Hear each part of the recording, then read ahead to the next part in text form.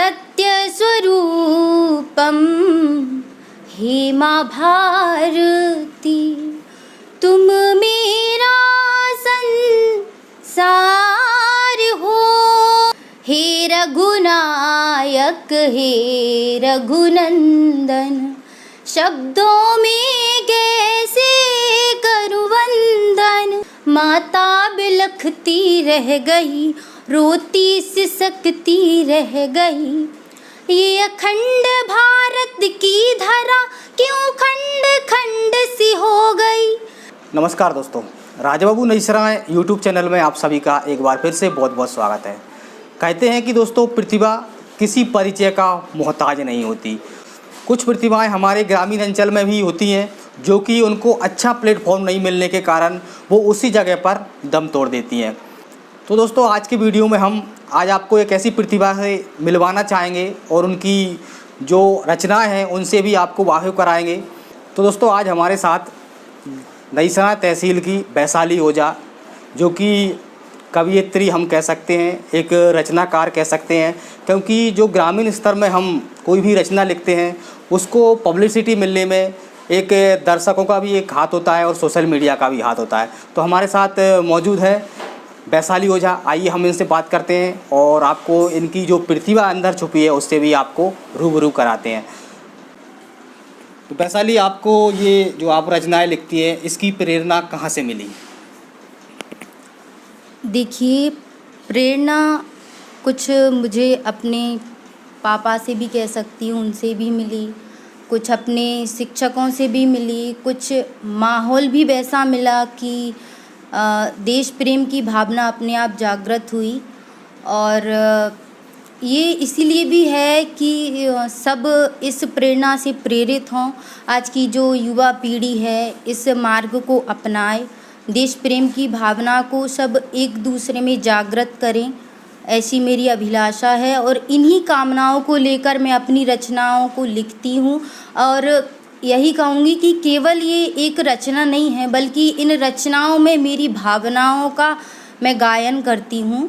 और अपनी जन्मभूमि से जुड़े प्रत्येक व्यक्ति को, अपने बड़ों को और अपने कई भाई बहनों को मैं इन रचनाओं के माध्यम से प्रेरित करना चाहती हूँ कि आओ हम सब साथ चलें अपनी जन्मभूमि के लिए, अपनी मातृभूमि के लिए, और उसकी सेवा से संबंधित कुछ कार्य करें और अपने जीवन को सार्थक करें। वैशाली, मैंने फेसबुक पर आपका एक वीडियो देखा था जो कि वीर रस से बहुत ही ओतप्रेत वीडियो था। देखकर बाकी मैं बहुत ही प्रभावित हुआ और मैं आपसे चाहूँगा कि आप कोई ऐसा आपका लिखा हुआ सुनाएं जिससे कि दर्शकों को लगे कि वाकई में ग्रामीण स्तर पर भी कुछ ऐसी प्रतिभाएं होती हैं जिनको यदि दोस्तों आपका सपोर्ट मिल गया तो काफ़ी आगे जा सकती हैं। तो वैशाली, मैं चाहूँगा आपके जो आपने अभी न्यू बनाई है कोई कविता, उसकी कुछ लाइनें आप हमारे दर्शकों को सुना रहे हैं। जी बिल्कुल। सर्वप्रथम माँ वीणावादिनी को मेरा प्रणाम और सभी दर्शकों को, मेरे जन्मभूमि से जुड़े सभी सदस्यों को मेरा नमन। और मेरी रचना में एक आप सभी के सामने प्रस्तुत करने की अभिलाषा करती हूँ। सत्य स्वरूपम हे माँ भारती, सत्य स्वरूपम हे माँ भारती, तुम मेरा संसार हो माँ, तुम मेरा परिवार हो। सत्य स्वरूपम हे माँ भारती, हृदय में ममता, मुख पे तेज है और ललाट स्वरूप हिमालय। हृदय में ममता, मुख पे तेज है और ललाट स्वरूप हिमालय। गंगा यमुना तेरी पुजारिन, चरणों में अमृत साजल है, चरणों में अमृत साजल प्रकृति स्वरूपम हे माँ भारती, प्रकृति स्वरूपम हे माँ भारती। तुम मेरा संसार हो माँ, तुम मेरा परिवार हो, सत्य स्वरूपम हे माँ भारती। दोस्तों, आपने पूरी कविता सुनी। ये जो कविता है इन्होंने खुद ने लिखी है और वाकई में बहुत ही शानदार कविता है। तो आप प्लीज़ इस वीडियो को बहुत ज़्यादा शेयर करें, अपने दोस्तों तक पहुंचाएं।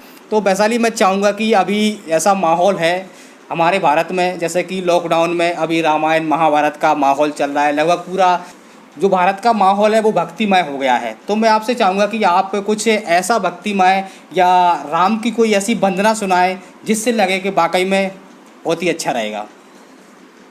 जी बिल्कुल। सभी को जय सिया राम। हे रघुनायक हे रघुनंदन, हे रघुनायक हे रघुनंदन, शब्दों में कैसे करूं वंदन, शब्दों में कैसे करूं वंदन, हे रघुनायक हे रघुनंदन। तुम हो सत्य, तुम ही हो सनातन, तुम मर्यादा, तुम अनुशासन, तुम ही प्रेम पराकाष्ठा, तुम ही हो, तुम साधक साधना, तुम ही हो चिंता हरण शुभ प्रतिपल चिंतन, चिंता हरण शुभ प्रतिपल चिंतन, शब्दों में कैसे करूं वंदन, हे रघुनायक हे रघुनंदन, हे रघुनायक हे रघुनंदन। तो दोस्तों, आपने सुना जो कि राम वंदना वैशाली ने सुनाई, बहुत ही शानदार आवाज़ में सुनाई। वैशाली, आपसे मेरा आखिरी सवाल है कि आप जो रचनाएं लिखती हैं, गायन करती हैं, उसमें कोई ऐसी रचना हो जो कि आप अभी उसका न्यू निर्माण किया हो, तो उसकी 4 लाइनें हमारे दर्शकों के लिए और सुना दीजिए। मैंने अभी एक नई रचना की है माँ बीणा वादनी की कृपा से।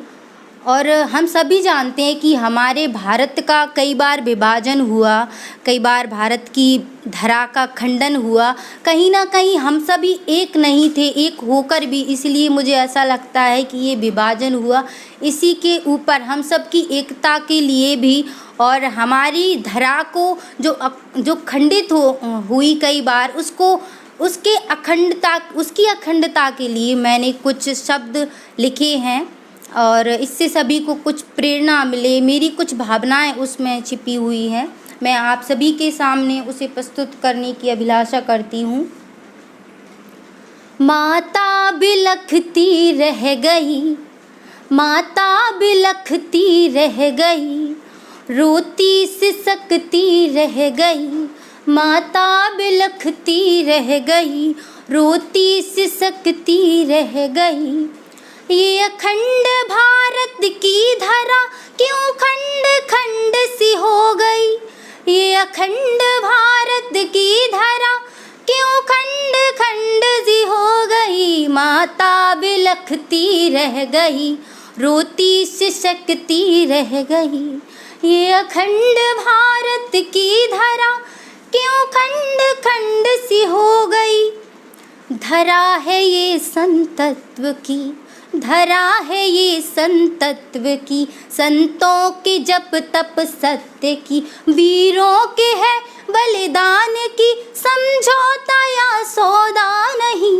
वीरों के है बलिदान की, समझौता या सौदा नहीं।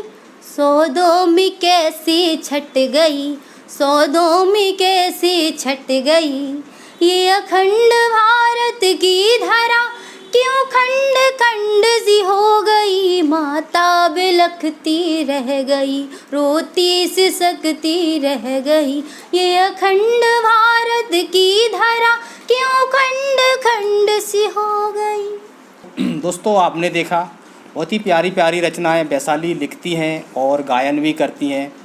दोस्तों आज का ये वीडियो आपको कैसा लगा ये आप मुझे कमेंट सेक्शन में बताएं। वैशाली की आवाज़, वैशाली की रचनाएं जो कि वीर रस से ओतप्रोत होती हैं, कुछ पर्यावरण से भी ओतप्रोत होती हैं। दोस्तों ये आपको कमेंट सेक्शन में बताना है। और यदि आपको हमारे ग्रामीण स्तर नई सराय की ये प्रतिभा वाकई में अच्छी लगी हो और ऐसा लगा हो कि इस वीडियो को हमको सभी तक शेयर करना चाहिए, पहुँचाना चाहिए, तो प्लीज़ शेयर कीजिए। चलिए मिलते हैं आपको किसी अगले वीडियो में। जब तक के लिए बहुत बहुत धन्यवाद, बहुत बहुत थैंक यू।